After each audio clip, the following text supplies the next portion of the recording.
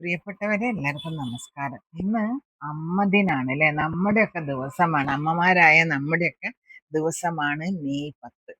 അപ്പൊ എല്ലാ മിക്ക ദിനങ്ങളും പുറപ്പെടുന്നത് എവിടെ നിന്നാണ്? അമേരിക്കയിൽ നിന്നാണ് അല്ലെ? US ആദ്യമായിട്ട് അമ്മ ദിനം ആചരിക്കപ്പെടുന്ന അല്ലെ ആഘോഷിക്കപ്പെടുന്നത് നമുക്കറിയാം.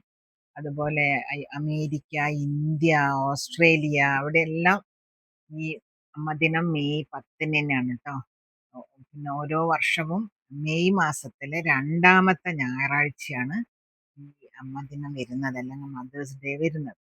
അപ്പൊ അതിന്റെ പിന്നെ അമേരിക്കയിലൊക്കെ ഹോളിഡേ ആട്ടോ, അവര് നാഷണൽ ഹോളിഡേ ആയിട്ട് പ്രഖ്യാപിച്ചിട്ടുണ്ട്.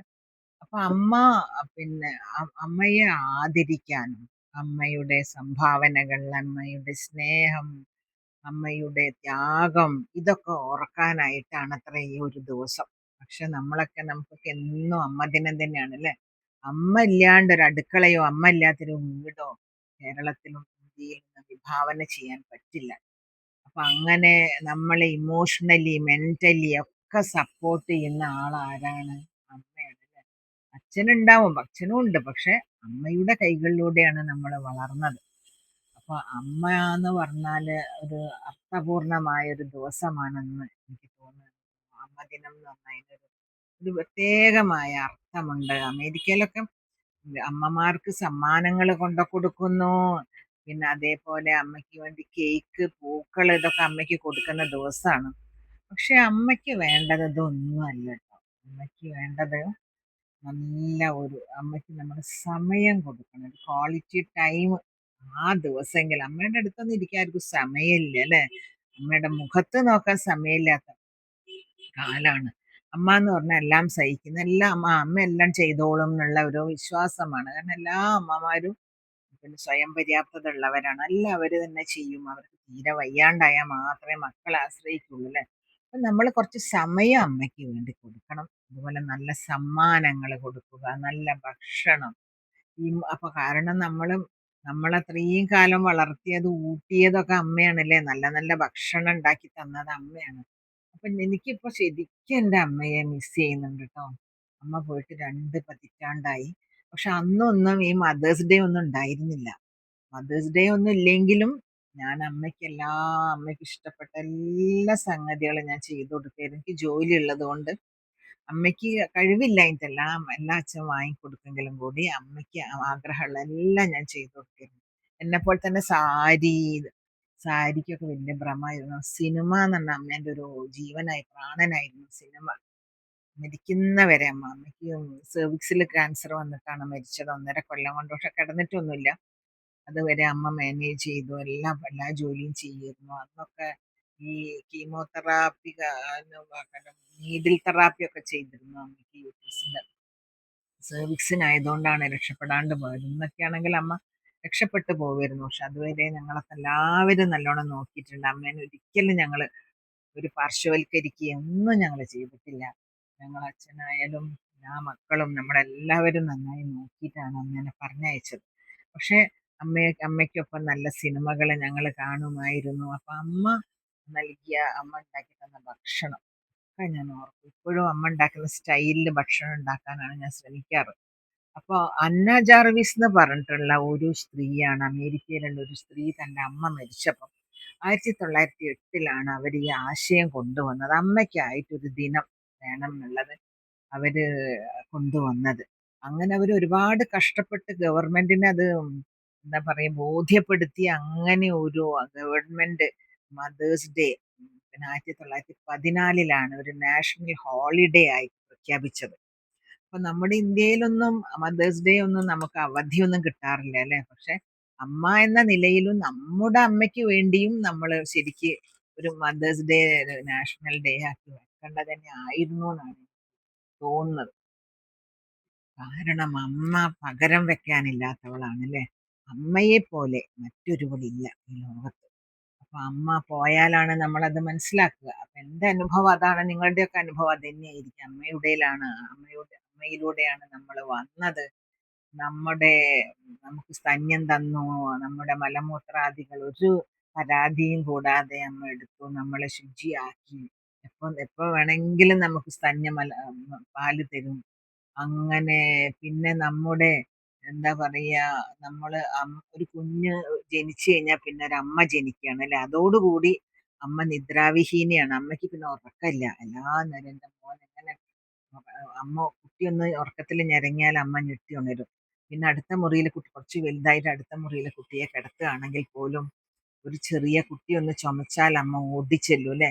അമ്മ അങ്ങനെ അമ്മയ്ക്ക് എപ്പോഴും നിങ്ങളൊക്കെ വലുതായാലും ഞങ്ങൾക്കൊക്കെ നിങ്ങൾ കുട്ടികളാണ്. അപ്പൊ നമ്മൾ പറയുന്നൊന്നും ഇപ്പൊ ഇഷ്ടപ്പെട്ടെന്ന് വരില്ല. കാരണം നമ്മളെയൊക്കെ പ്രായം ചെന്നവരായിട്ട് നമ്മള് അമ്മേനെയൊക്കെ ആക്കും അമ്മേനെ.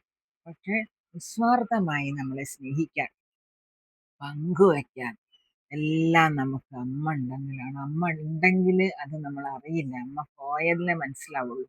കാരണം നമ്മളെ അക്ഷരം എഴുതാൻ പഠിപ്പിച്ചത്, എഴുതാൻ പഠിപ്പിച്ചത്, വായിക്കാൻ പഠിപ്പിച്ചൊക്കെ അമ്മയാണ് അല്ലെ. ആ അമ്മയെ നാം വേദനിപ്പിക്കരുതെന്നാണ് എനിക്ക് പറയാനുള്ളത്. നമ്മുടെയൊക്കെ നാവിന്റെ മൂർച്ച കൊണ്ട് അമ്മയുടെ ഹൃദയം പിളർക്കാൻ പാടില്ല. പല മക്കളും ഇപ്പൊ അമ്മയോട് വളരെ മോശമായിട്ടാണ് പെരുമാറുന്നത്.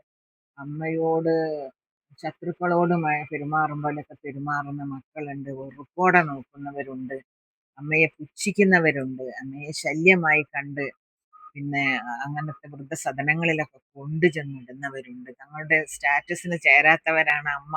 കാരണം അമ്മ പ്രായമായി കഴിഞ്ഞാൽ അമ്മ നടുവളർന്ന ഒരു സ്ത്രീ ആയിരിക്കും. അങ്ങനെയുള്ള സ്ത്രീ നമ്മുടെ സ്റ്റാറ്റസ് നമ്മുടെ പാർട്ടികളിലൊന്നും അമ്മമാര് അച്ഛനെ ഒളിപ്പിക്കുന്ന ആൾക്കാരുണ്ട്. അത് പുറത്തേക്കൊന്നും വരരുത് എന്ന് പറയുക.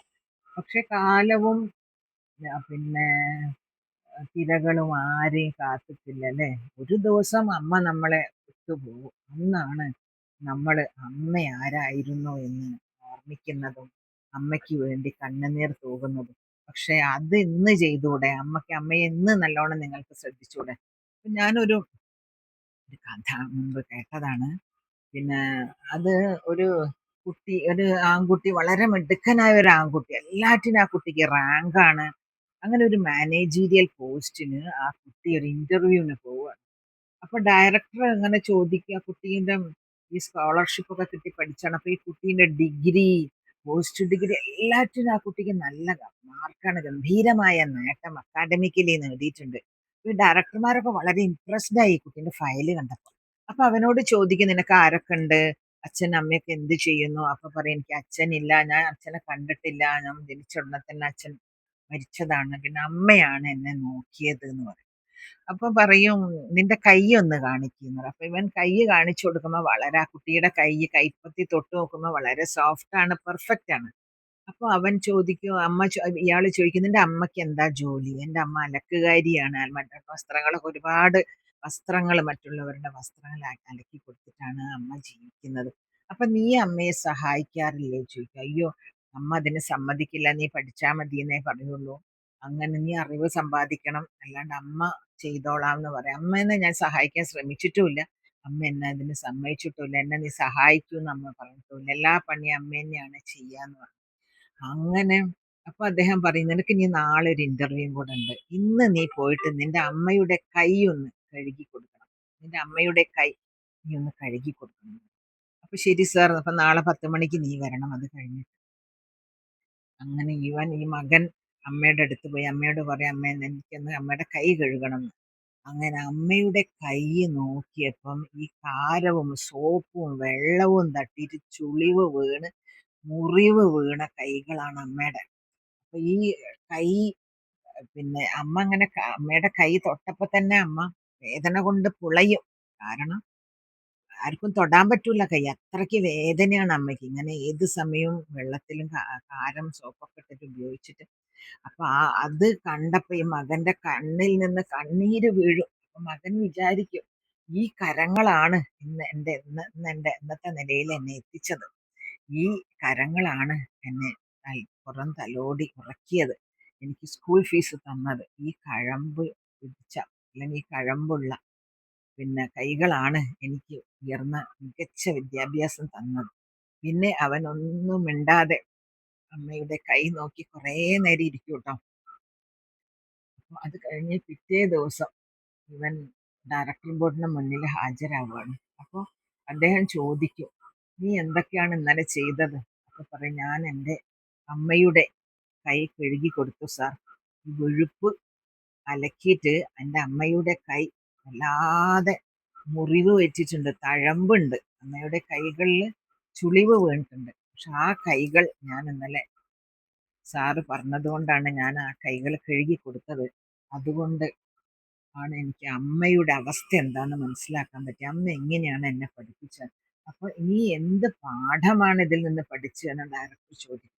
അപ്പൊ പറയും, ഈ ലോകത്ത് നമ്മളേറെ ആദരിക്കേണ്ടത് അമ്മയെയാണ്. കാരണം അമ്മ ഭൂമിയാണ്. അമ്മയാണ് നമ്മളെ ഈ ഭൂമിയിലേക്ക് കൊണ്ടുവന്നത്. നമുക്ക് സ്തന്യം തന്ന് നമ്മളെ വളർത്തിയത്, നമ്മളെ പരിപാലിച്ചത്, നമ്മളെ നമ്മളാക്കിയതൊക്കെ അമ്മയാണ് എന്ന് എനിക്ക് മനസ്സിലായി സാർ എന്ന് പറയും. പിന്നെന്താണ് പഠിച്ചത്?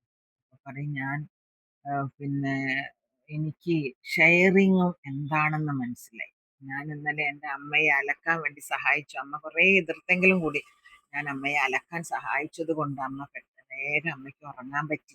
അമ്മയ്ക്ക് വലിയ സന്തോഷായി. കാരണം അമ്മ പിന്നെ പങ്കുവെച്ച് തന്നെ അമ്മയുമായിട്ട് ഈ ജോലി പങ്കുവെച്ചപ്പോൾ അമ്മയ്ക്ക് കുറച്ച് വിശ്രമം കിട്ടി. അപ്പൊ അതുകൊണ്ട് എനിക്ക് ഷെയറിങ് ഇസ് കെയറിങ് എന്നുള്ള ഒരു കാര്യം എനിക്ക് മനസ്സിലായി. ജോലി, പിന്നെ എനിക്ക് മനസ്സിലായത് നമ്മളെ പാലു തന്ന് വളർത്തിയ ഈ കരങ്ങൾ, പിന്നെ ഈ അത് സഹനത്തിന്റെയും സമരത്തിന്റെയും വിയർപ്പിന്റെയും കഥയാണ്. അപ്പൊ കഠിനാധ്വാനത്തിന്റെ വില പുതുതലമുറയ്ക്ക് മനസ്സിലാവണം എന്നാണ് എനിക്ക് മനസ്സിലായത് സർ. അങ്ങനെ അവൻ നല്ലൊരു പോസ്റ്റ് കിട്ടി, അവനവിടെ ജോലി കിട്ടി, അമ്മയാരെന്നും അമ്മയെ സഹായിക്കണമെന്നും ഒക്കെ അവന് മനസ്സിലായി. അപ്പൊ ഈ ദിവസത്തിൽ ഈ ചിന്ത പങ്കുവെച്ചുകൊണ്ട് എല്ലാ അമ്മമാർക്കും എൻ്റെ ഹൃദയം നിറഞ്ഞ ആശംസകൾ. എല്ലാ അമ്മമാരും സന്തോഷമായിരിക്കട്ടെ എന്ന് പ്രാർത്ഥിച്ചുകൊണ്ട് പ്രിയപ്പെട്ടവരെ, എൻ്റെ വാക്കുകൾ ഞാൻ അവസാനിപ്പിക്കുകയാണ്. എല്ലാവർക്കും നന്ദി, നമസ്കാരം.